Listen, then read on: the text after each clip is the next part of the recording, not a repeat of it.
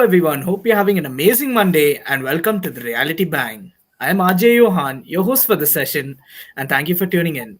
That's it. If you guys want to contribute to our topics, I need to say, or just want to tell us what an amazing job we're doing, you can reach out to us at 6364252164. So, for this edition of the Reality Bang, let's talk about self esteem and finding out each's identity.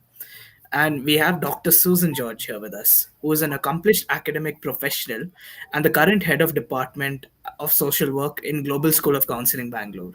It's indeed a pleasure to have you on the show, ma'am. Thank you. So let's jump right into it. Now, my very first question is now, how does social media and constant comparison affect our self-esteem, and how can young people break that cycle? Okay. I believe today's generation often allows self-esteem to be shaped by what appears on a screen or on a social media. So we Right. see perfectly edited photos, ideal lifestyles, and successful moments. So, but very rarely do we see struggle, self-doubt, or failure. So, as a Right. result, comparison becomes almost automatic. We start measuring our worth against the filtered version of someone else's life. Right. For example, there are young people who are extremely talented in music or sports or academics, but once they see others online who appear to be better, they start doubting their own abilities. Not Right. because they lack talent, but because comparison has made them believe that they are behind. Right. So self esteem slowly becomes dependent on numbers like likes, followers, comments. So instead of asking, what do I enjoy? Young people start asking, what will make me look good online? Right. Uh, to break this cycle, I feel three steps are essential. First one would be awareness. Right. Understand that social media shows the highlights, not the full picture, and Right. what looks perfect might actually be heavily edited or selectively posted. So when young people realize this, comparison loses a bit of its power. Right. Second one would be setting digital boundaries. So instead of quitting social media, we can control how we use it. For instance, avoiding social media immediately after waking up or before going to bed. So these are times when the mind is most impressionable. Right. Right. Avoiding during those times would help. Third one would be building real life identities. Like you have to focus on your hobbies, your skills, your friendships, and real world experiences, which helps build genuine confidence. So when someone paints or plays a sport or learns a new skill or engages in a meaningful conversation, they grow through real achievements rather than online approval. Right. In the end, I may not say that social media is not harmful by itself, but it becomes harmful when we forget who we are. So when young people invest in self discovery instead of self comparison, their identity becomes stronger than any virtual standard. Right. So my next question is now, how can somebody understand the difference between their real identity and the one they're built, just to please others? I feel this is one of the biggest challenge people face today. Right. Many individuals don't even realize that they are performing a version of themselves just to be accepted.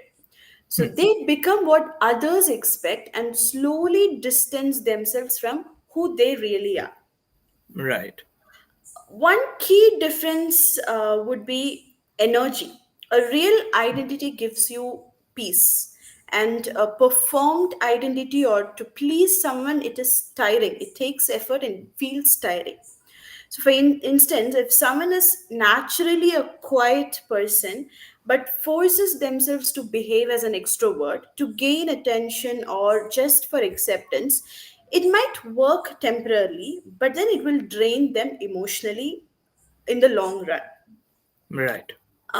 Another helpful question that we can ask ourselves is, what choices do I make when no one is judging me? The clothes we wear when We don't need to impress others. The music we listen to when no one is around, the dreams we think about late at night, these are reflections of your real self. Right. And to understand a real identity, it is important to observe our motivations. Am I doing this because I enjoy it or because I want to be liked? So when our decisions are based mainly on approval from others, it suggests that we are wearing a socially constructed identity. And the process of discovering one's real identity often involves lots of time in silence, in reflection, and in acceptance. It doesn't always look perfect, but it always feel authentic. And Right. when someone becomes comfortable with who they are, approval from others becomes a bonus, not a requirement that they need. So, how does one, heal from childhood labels like, they say you're being too emotional, not smart enough, not good enough, and does that still echo like when they reach adulthood? Childhood labels often stay longer than we expect. When Right. someone is repeatedly called too emotional person or not capable enough, it begins to shape their belief system since childhood. So even as adults, they may continue to see themselves through those old words. Right.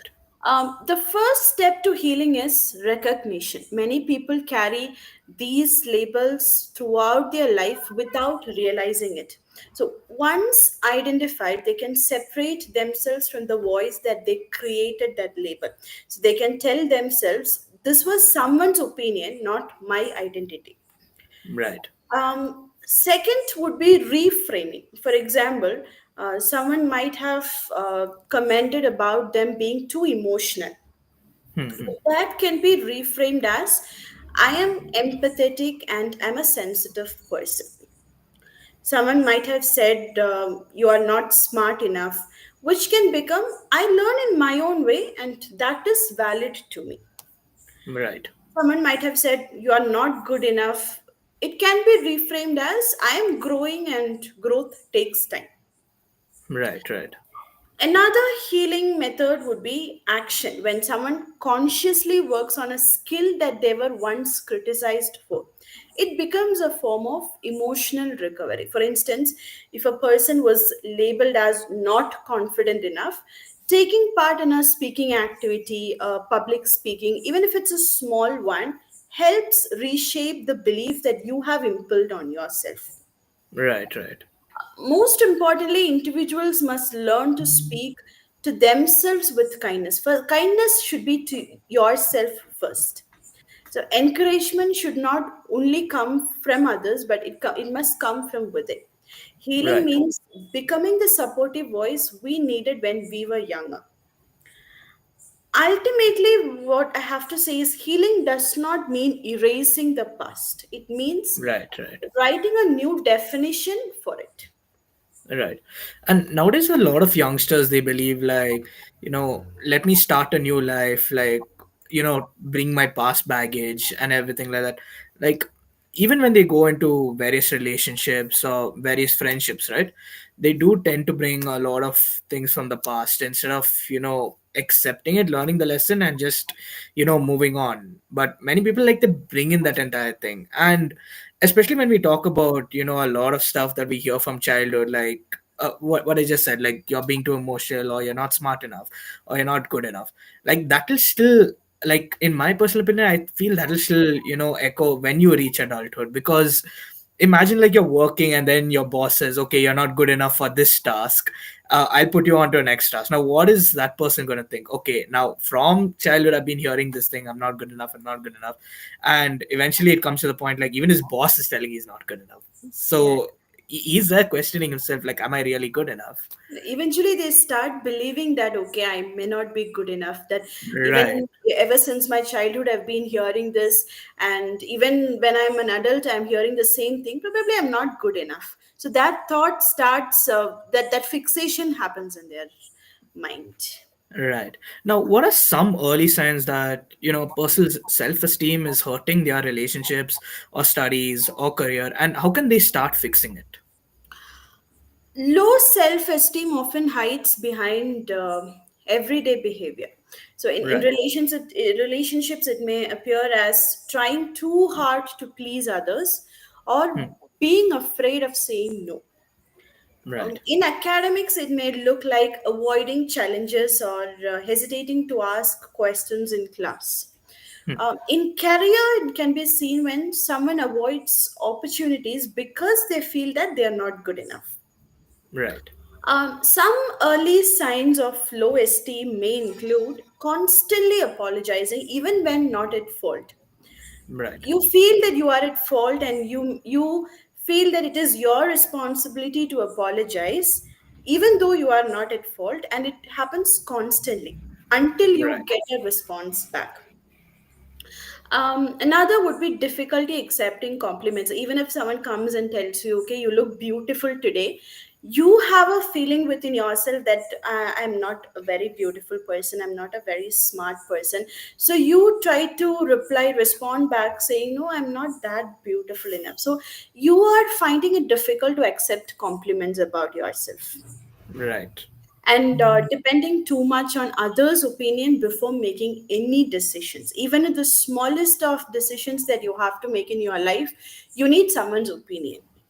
Right. And feeling undeserving for good opportunities. No matter how good opportunities come in your life, you say, no, I don't think I deserve so much.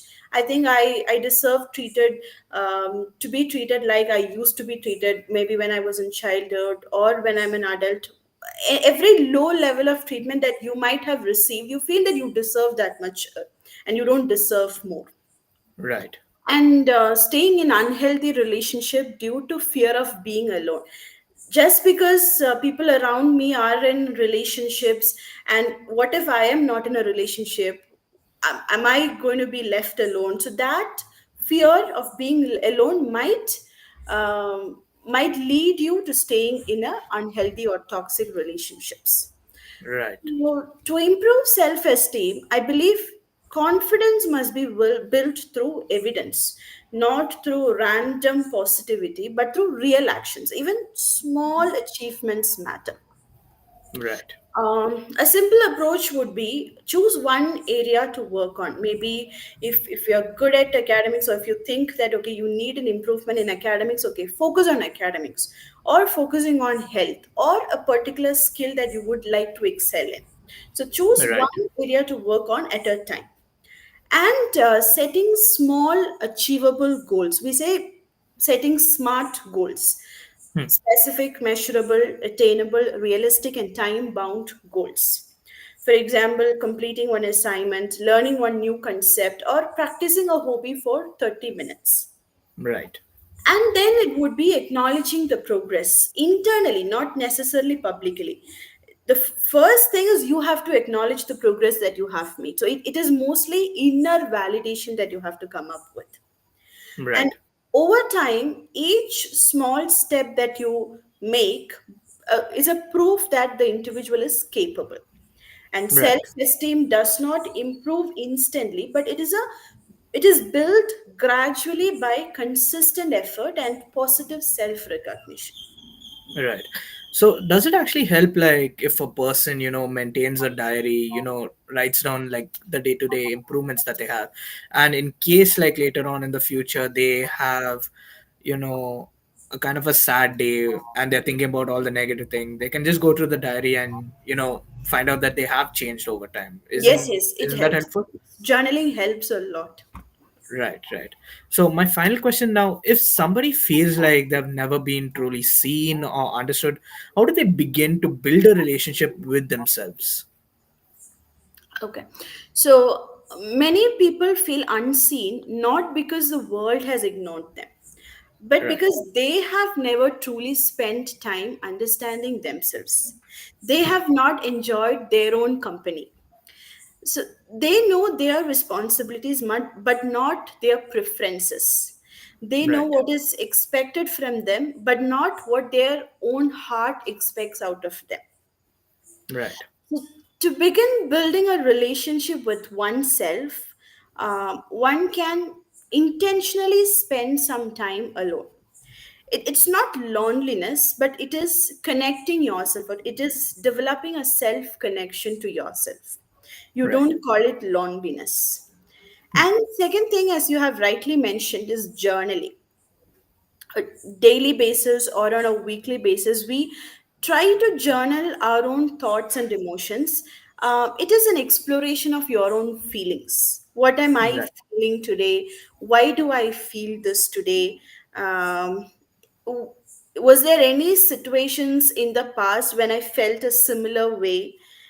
What did I do when this feeling was there with me previously? So all these comes into picture when you start journaling. Right. I feel most individuals, or few individuals, have started doing journaling very seriously these days, on a Right. daily basis or on a weekly basis. Um, Then I would say is revisit activities that bring joy without aiming for perfection. Whatever activities you had enjoyed in the past, go back and do the same thing that helps you bring joy, that relaxes yourself.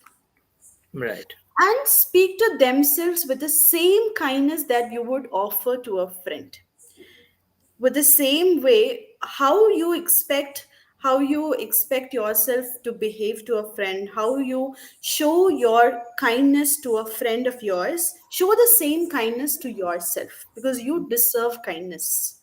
Right. Writing a letter to one's younger self is often very effective. So while writing a letter, you express your clarity, comfort, and understanding, which becomes a powerful act of healing. It helps in accepting the past and embracing the present as well, and looking forward to the future. Right. Another step is surrounding oneself with people who allow authenticity, where you don't have to perform so much, or where you don't have to um, show your new self, or which is unreal self. So Right. being surrounded by people who actually accept you as who you are, it Right. helps a lot. Even one meaningful relationship can restore self trust. Yeah. So, in the end, identity is not something we discover outside, it is something we uncover from within. Yeah. And when individuals start listening to their inner voice, they begin feeling seen, not just by others, but by themselves.